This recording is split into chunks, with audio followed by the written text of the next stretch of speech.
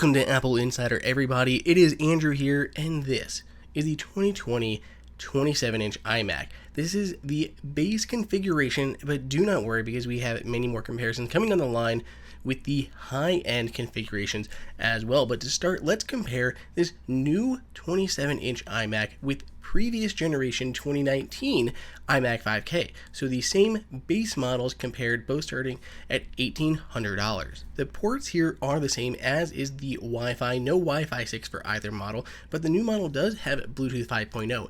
And for an upcharge, the new model is able to be upgraded to 10 gigabit Ethernet instead of just standard gigabit Ethernet.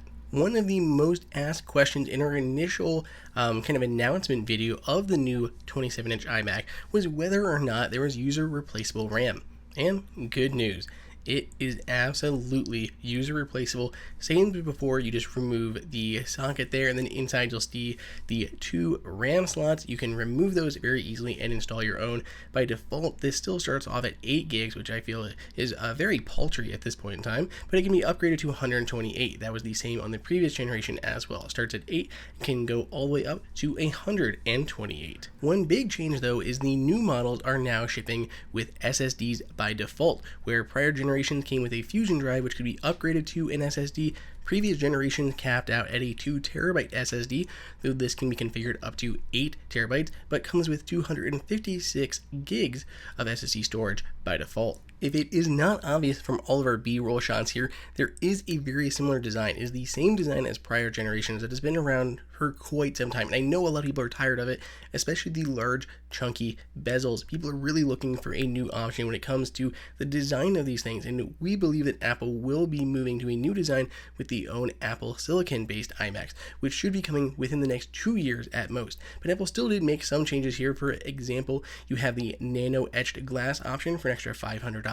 And now they also include True Tone. So if you go into System Preferences and then the display, you can toggle True Tone on and off, which will adjust the white balance of the display to the room that you're actively in. Performance-wise, the previous model started with an 8th gen Intel Core processor, and the new ones now start with a 10th gen Intel processor. Last generation started with a 3 GHz 6-core Intel Core i5, and the new model starts with a 3.1 GHz 6-core i5 processor with 2 bursts, but it's the 10th gen, so very similar spec chips, but as you can see by the Geekbench scores, we do get better performance. The 2020 outperforms in both single and multi-core tests, even though the speeds are very similar, just a newer generation chip. Speaking of chips, Apple has also taken the opportunity to add the T2 chip inside of the new Macs that helps with secure boot, it helps with video encoding, audio processing, a whole bunch of different features. If we compare graphics between the two models, the previous generation started with a Radeon Pro 570X with 4 gigs of GDDR5 memory. The new model starts with a Radeon Pro 5300 with 4 gigs of GDDR6 memory. So how does that play out? Well, in our compute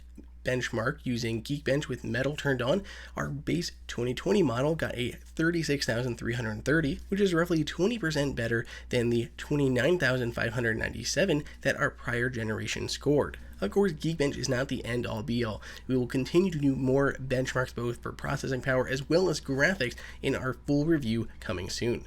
Now, speaking of other changes on the new iMac, we have an upgrade to the camera. It is now a 1080p camera on top there rather than 720p, and it makes a world of a difference. We booted this thing up, we were trying it out, and there was a huge difference. So if you are a student working from home, you're a professional working from home, and you want a better camera than that 720p terrible shooter that we had before, here's the raw footage coming off. It just is a lot better than it was last time around. To go along with that camera, we also have studio quality 3 mic array rather than just a single standard microphone. We were very impressed with the new iMac. We have been testing it all day now, comparing it to our previous generation base model, and there's just a huge difference.